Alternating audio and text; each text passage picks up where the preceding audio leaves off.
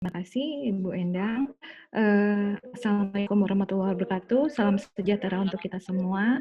Terima kasih kepada Dinas Kesehatan Kota Bandung dan PDSKJI telah memberi kesempatan kita untuk ketemu, sharing-sharing ilmu. Mudah-mudahan bermanfaat. Bismillahirrahmanirrahim. Dalam presentasi ini, saya mencoba sharing ilmu dengan teman-teman sekalian tentang jenis-jenis gangguan jiwa di fasilitas kesehatan tingkat pertama. Oke, slide. Oke, selanjutnya. Ya, sebelum kita nguplek-nguplek tentang gangguan jiwa, kita harus tahu dulu dong tentang gimana sih ciri jiwa yang sehat itu menurut WHO. Apakah kita masih ada di sini atau kita sudah sudah keluar dari kriteria ini? Kita lihat ya. Yang pertama itu orang yang ciri sehat jiwa itu dia dapat beradaptasi. Jadi dia dapat menyesuaikan diri secara konstruktif pada kenyataan meskipun misalnya kedua mereka bisa memperoleh kepuasan dari usahanya atau perjuangan. Jadi setelah mereka bekerja, meskipun mungkin pekerjaannya tidak sesuai dengan target, tapi ada kepuasan dari usahanya tersebut.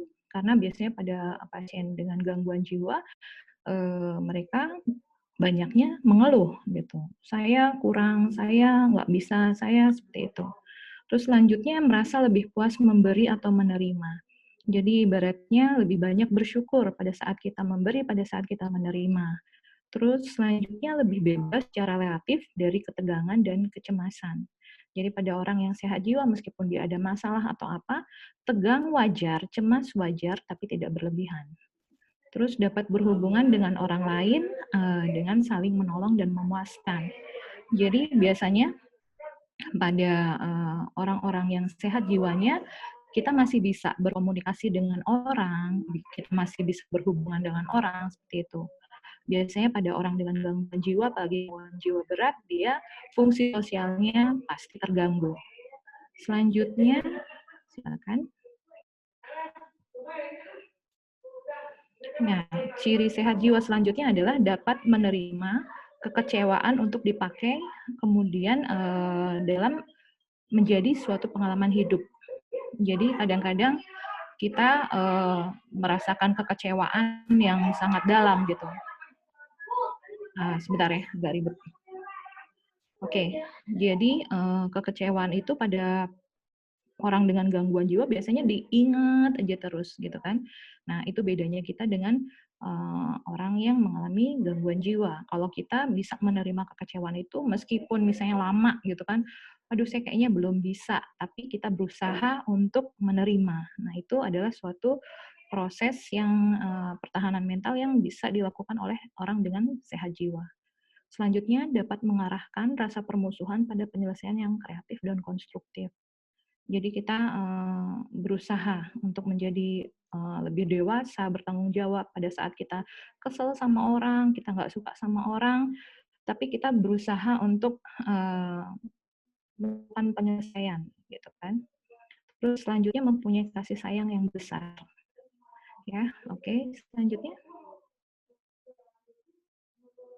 Nah, ini adalah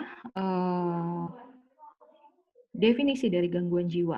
Jadi gangguan jiwa sendiri adalah suatu sindrom atau pola perilaku atau psikologi seseorang yang secara klinik bermakna dan secara khas berkaitan dengan suatu gejala penderitaan, distress, atau daya atau disability atau impairment di dalam satu atau lebih fungsi manusia.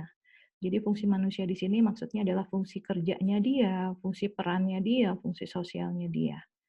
Oke, selanjutnya.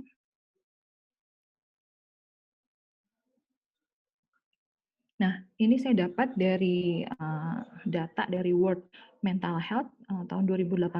Dia melaporkan bahwa ini populasi di seluruh dunia nih, 10% populasi dewasa pada kehidupannya mengalami gangguan jiwa. Kalau misalnya di dunia ini ada 5 miliar orang, berarti 10%-nya berapa? Kemungkinan 500 juta.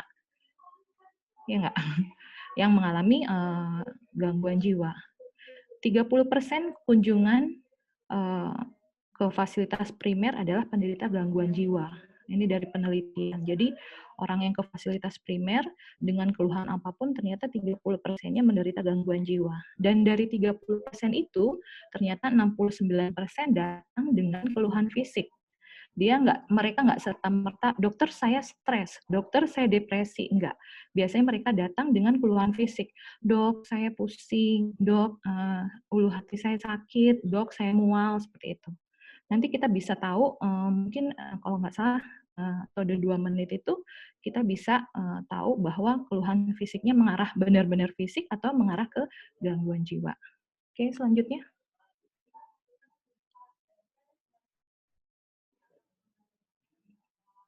Nah, kita masuk ke poin. Jadi, ini adalah beberapa jenis gangguan jiwa yang sering ditemukan di FKTP. Jadi yang paling banyak ternyata depresi yang kita temukan di FKTP. Terus kemudian ada kecemasan dan ternyata psikotik atau skizofrenia itu juga ada tapi tidak sebanyak depresi. Oke, selanjutnya. Oke, kita masuk ke dalam depresi. Ini hanya refresh aja. Mungkin teman-teman juga sebenarnya udah pada tahu kan depresi itu seperti apa, atau nanti mungkin yang Dokter Intan tadi bilang di PPDGJ 3 itu sudah lebih dijelaskan lagi. Oke, kita refresh selanjutnya. Nah, depresi itu ada 2 gejala. Pertama, gejala utama dan gejala tambahan. Gejala utama hanya ada 3, jadi gampang banget ngapalinya. Pasiennya murungnya berhari-hari, terus-menerus minimal 2 minggu. Jadi kalau ditanya, Ibu gimana perasaannya? Sedih enggak? Gitu. Sedihnya gimana Bu? Terus-terusan ada atau hilang timbul? Kalau misalnya, ya kadang sedih, kadang enggak dok. Gitu. Misalnya kalau sedih, berapa lama? Nggak berapa lama sih, itu belum belum itu kadang-kadang aja. Nah, itu mungkin belum memenuhi ya. Tapi kalau misalnya dia sampai murung, eee, afeknya afek tuh, kelihatannya, emosinya kelihatannya memang sedih, terus memang dia ngaku juga sedih, berhari-hari, minimal 2 minggu, ada kemungkinan dia sudah masuk dalam kondisi depresi. Terus yang kedua hilang minat. Jadi hilang minat tuh kayak biasanya, pasien kita tuh seneng banget misalnya ibu-ibu nih, misalnya masak gitu kan. Dia masak, dia, seneng buat kue kayak gitu. Tapi dalam 2 minggu ini dia bilang bahwa, "Dok, saya kok jadi males ya, saya jadi males, masak. Biasanya itu saya seneng apalagi botrem sama teman-teman," misalnya kayak gitu. "Sekarang males banget." Nah, itu kita tanda tanya, apakah, pasien tersebut sudah masuk dalam kondisi depresi. Terus selanjutnya, itu ada aenergi. Jadi biasanya pada gejala utama depresi, pasien merasa lemes, capek, cepat capek, nggak berenergi. Nah, kalau misalnya 3 gejala itu sudah ada, kita perlu, memikirkan meskipun dia datang ke puskesmas itu misalnya, "Dok, saya pusing," misalnya gitu. Tapi kalau misalnya kita lihat ada gejala utama ini, kita perlu, lebih mempertimbangkan apakah, dia mengalami suatu depresi. Nah, gejala tambahannya adalah, kadang-kadang pasiennya ada rasa bersalah misalnya, terus merasa dia tidak berguna, terus pandangan dia terhadap masa depannya suram, pandangan dia terhadap dirinya sendiri jelek, pandangan dia terhadap lingkungannya juga jelek juga. Nah, itu adalah tanda-tanda gejala tambahan dari suatu depresi. Terus ada penurunan harga diri dan kepercayaan dirinya. Dan yang selanjutnya ada gangguan tidur. Gangguan tidur tidak hanya pasien yang sulit tidur atau mengalami insomnia, tapi orang yang banyak tidur pun itu mengalami suatu gangguan tidur. Perlu kita tanda tanya. Kalau misalnya, "Dok, saya tidur terus," gitu. Tidur terus kalau misalnya memang dia nggak ada kegiatan atau nggak ada pekerjaan mungkin bisa. Tapi kalau misalnya dia merasa ngantuk terus atau tidurnya kebanyakan, kita juga perlu diagnosa banding dengan depresi. Selanjutnya gangguan makan. Makan itu tidak hanya dia yang nafsu makannya berkurang. Misalnya nafsu makannya bertambah pada 2 minggu ini atau pada sebulan ini, itu kita juga perlu pertimbangkan, depresi nggak ya, misalnya kayak gitu. Terus selanjutnya ide perbuatan yang membahayakan, termasuk ide untuk mati, ide untuk bunuh diri. Nah, ide itu, ide mati, ide bunuh diri itu sudah kita bisa masukkan ke dalam suatu gangguan depresi yang cukup berat. Oke, selanjutnya.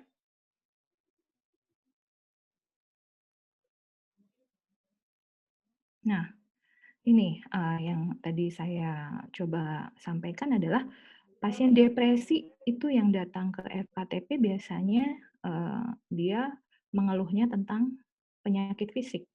Jadi nggak serta-merta, "Dok, saya sedih, saya, saya nggak bisa berpikir banyak," misalnya, atau misalnya saya putus asa, enggak. Dia tidak akan, mengeluh tentang itu, gitu. Jadi biasanya datang itu, "Dok, saya cepat capek, Dok. Saya kok susah tidur ya, Dok," gitu. Atau misalnya, "Saya kerasa mual, nyeri ulu hati, sesak nafas, nyeri punggung," gitu. Misalnya kita sudah, periksa gitu pada pasien ini, eee, misalnya mual atau apa, atau sesak nafas, tapi kita nggak melihat ada gangguan, fisik yang secara nyata, kita bisa pertimbangkan ini mereka mungkin mengalami juga suatu depresi, gitu. Oke, selanjutnya. Nah, kita masuk ke dalam kondisi cemas. Silakan. Jadi untuk cemas sendiri, bedanya cemas sama takut, kalau takut itu kita ada wujud bendanya. Misalnya kita takut sama anjing galak misalnya. Tapi kalau cemas biasanya dia tidak berkait, penderita cemas sendiri juga bingung gitu. "Kamu cemas kenapa? Kenapa ya? Kenapa saya cemas?" Cuman nggak tahu, saya cuman nggak enak hati, deg-degan gitu kan. Terus jadi cemas sendiri itu dia ada 2 gejala, gejala psikologi atau gejala fisik. Gejala psikologi, dia bisa terlihat tegang, khawatir, panik, terus nggak ngerasa santai gitu kan. Terus, kalau untuk cemas yang lebih berat dia bisa takut jadi gila, takut mati, terus takut nggak bisa mengontrol diri, gitu. Jadi, kalau untuk fisiknya sendiri, kita bisa lihat dia, kalau misalnya dia ngobrol, tangannya agak tremor, bergetar gitu kan, terus dia keringetan, jantung berdebar-debar. Nah, kalau misalnya tiga tiga keluhan ini memang harus kita tangani dulu, harus kita, pastikan dulu bahwa dia bukan suatu gejala fisik atau misalnya serangan jantung gitu. Misalnya kita EKG ternyata bagus, kita berpikir bahwa ibu itu atau bapak itu menderita suatu kecemasan. Terus setelah itu kadang-kadang ada kunang-kunang, pusing, terus ototnya tegang, sesak nafas juga bisa, sakit perut misalnya kayak gitu, kita pertimbangkan. Kalau misalnya memang tidak ada gangguan fisik, kita pertimbangkan bahwa, pasien tersebut mengalami suatu kecemasan. Oke, selanjutnya.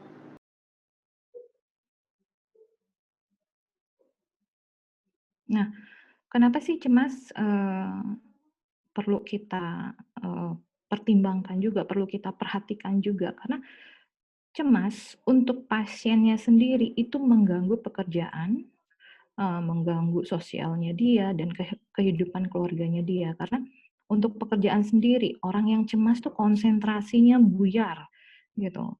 Kita nggak akan bisa menuntut dia misalnya, "Kerjakan ini ya, kerjakan A, kerjakan B, kerjakan C." Pasti pada orang cemas tidak ada satupun yang dia, bisa tangkap dari perintah kita.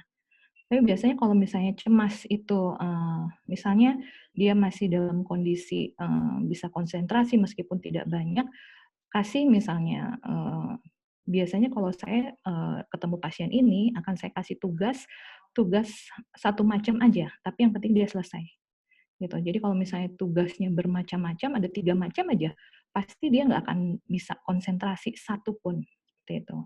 Terus dia juga ada gangguan tidur. Gangguan tidur untuk cemas itu berbeda dengan gangguan tidur pada saat depresi.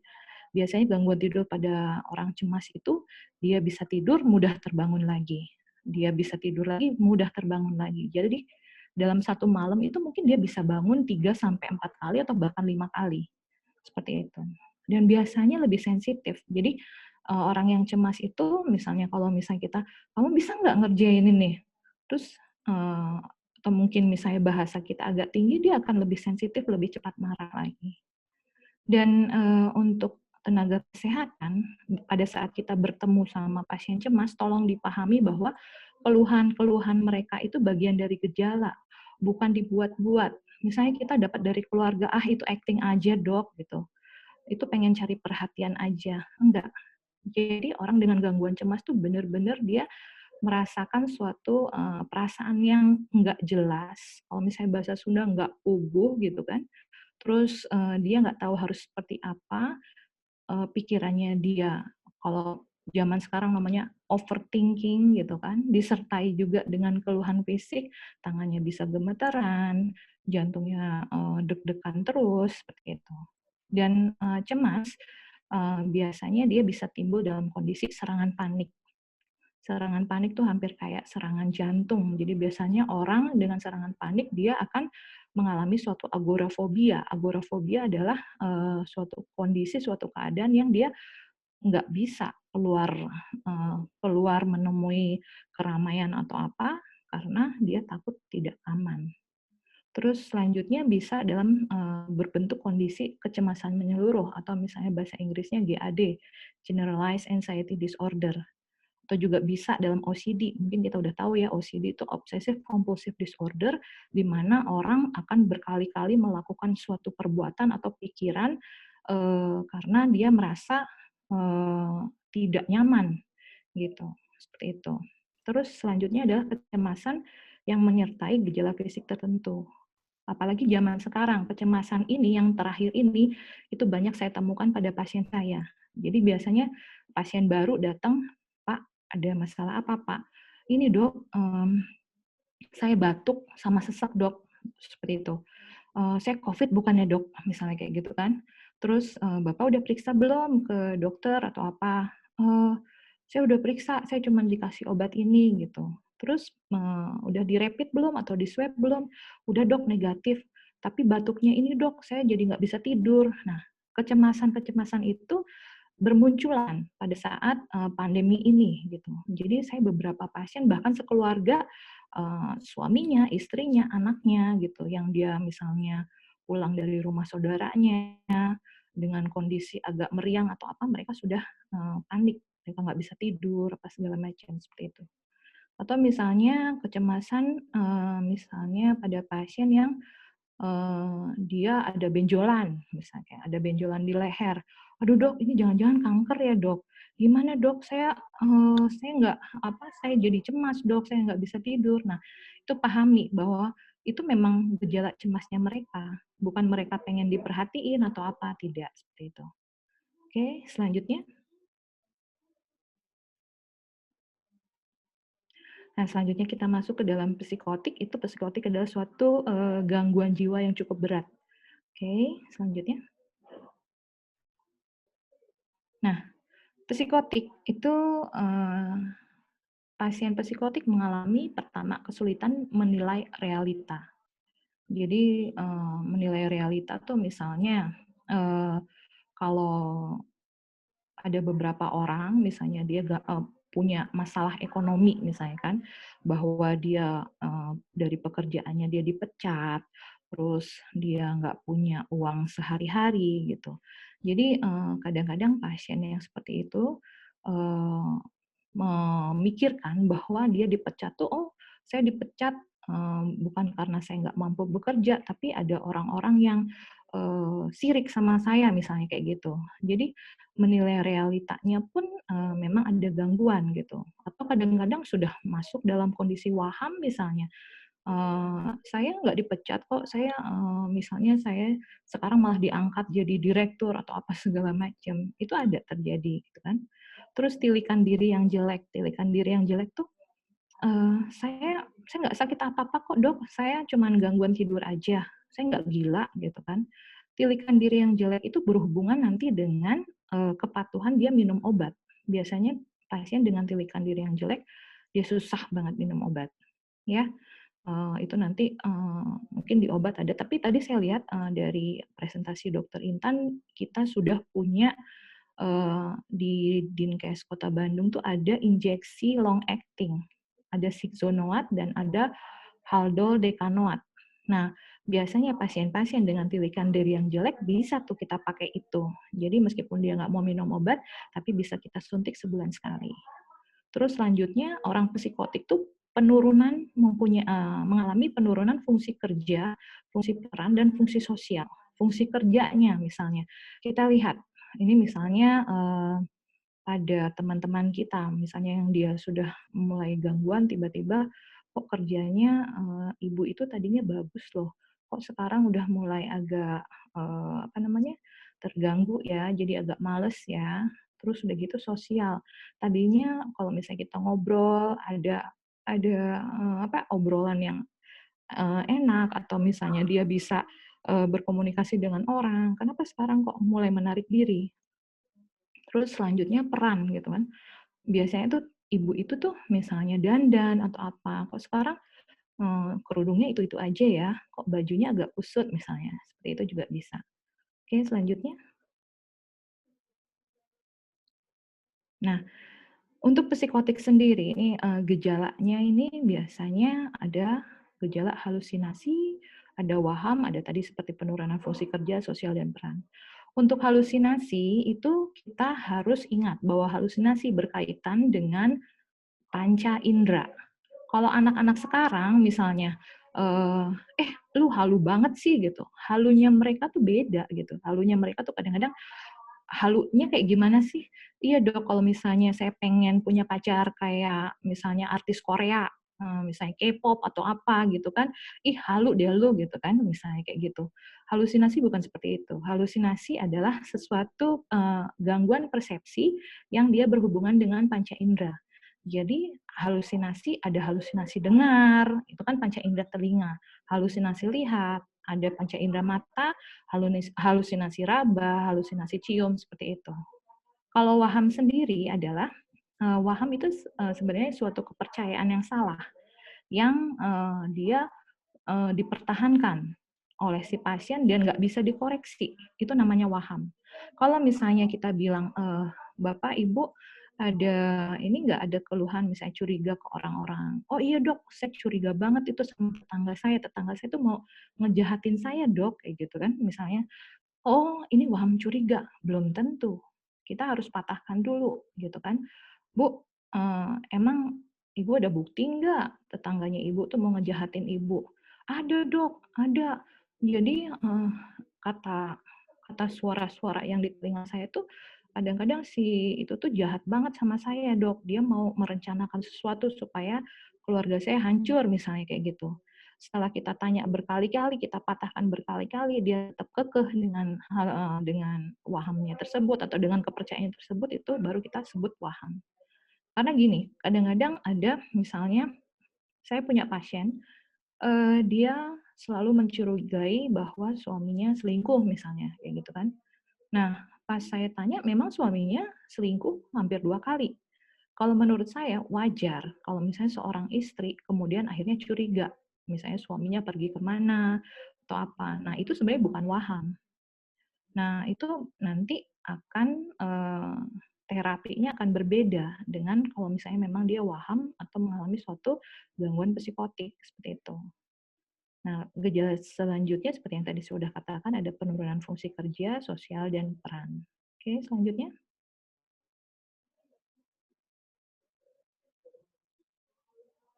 Nah, ini saya dapat ini dari Kemenkes ya. Jadi gangguan jiwa yang memang harus tuntas di FKTP itu seperti apa?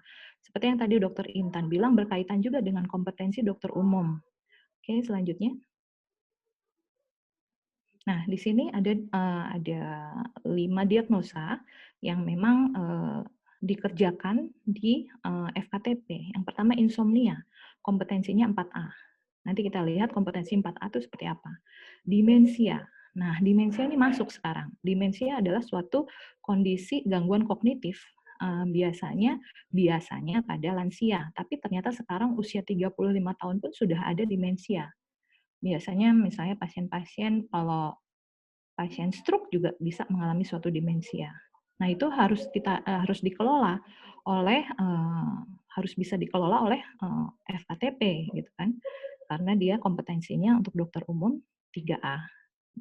Pasien depresi juga kompetensi 3A, pasien cemas kompetensi 3A, psikotik juga 3A. Jadi insomnia ini yang harus tuntas di FKTP. Oke, selanjutnya. Nah, nih kita lihat kemampuan 3A itu apa? Kemampuan 3A adalah pada kasus yang bukan gawat darurat. Lulusan dokter mampu membuat diagnosis klinik dan memberikan terapi pendahuluan.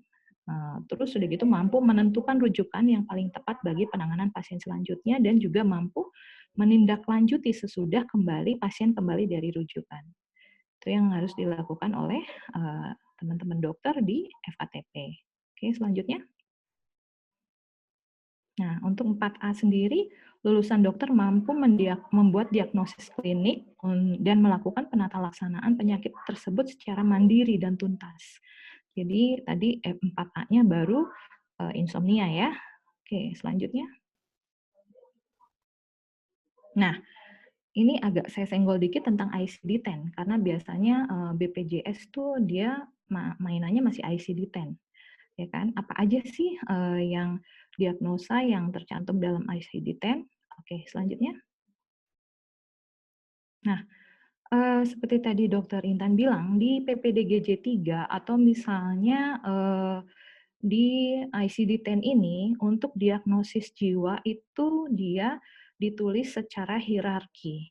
Maksudnya hierarki adalah F00. Kita harus bisa menyingkirkan diagnosa gangguan mental organik gitu. Jadi F00 itu biasanya F00 sampai F10, F1 itu biasanya dia berkaitan dengan fisik.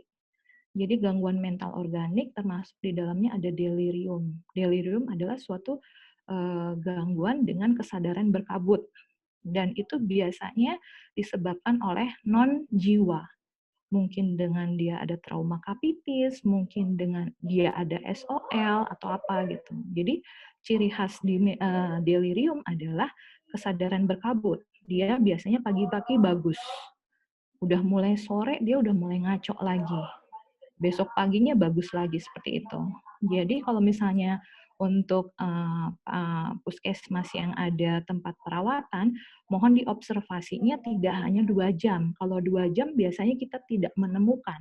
Misalnya pada saat pasien itu datang ke puskesmas, misalnya dalam kondisi bagus, tidak gelisah, padahal keluhan dari keluarga, dok ini pasien ini tadi malam tuh teriak-teriak, banting-banting barang, pas besok paginya, bagus kok Bu.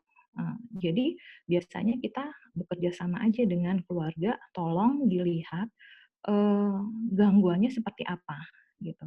Kalau misalnya pagi bagus, malam jelek, besok paginya bagus, kita sudah berpikir bahwa itu ada kemungkinan gangguan mental organik.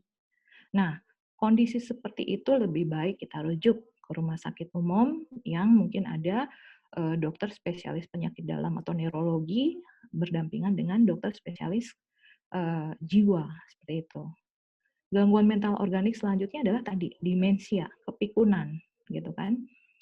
Demensia itu gangguan kognitif pada pasien. Itu biasanya ada demensia, ada Alzheimer, ada demensia karena vaskuler. Demensia vaskuler biasanya terjadi pada pasien-pasien stroke.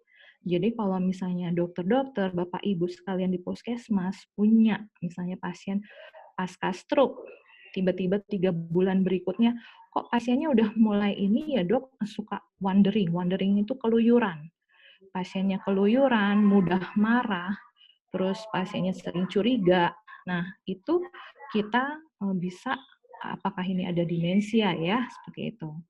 Nah, nanti untuk dokter umum yang seperti tadi kompetensi 3A itu tidak usah takut, misalnya kita sudah bisa dan kalau misalnya pun mau dirujuk, silakan, nggak masalah. Gitu. Nah, selanjutnya adalah yang masih berkaitan dengan fisik, F10 itu gangguan mental perilaku akibat penggunaan obat psikoaktif. Ya, nah di sini kita bisa lihat gitu riwayat-riwayatnya seperti itu. Dan selanjutnya adalah gangguan-gangguan yang sudah masuk ke dalam kondisi gangguan jiwa. Oke, selanjutnya.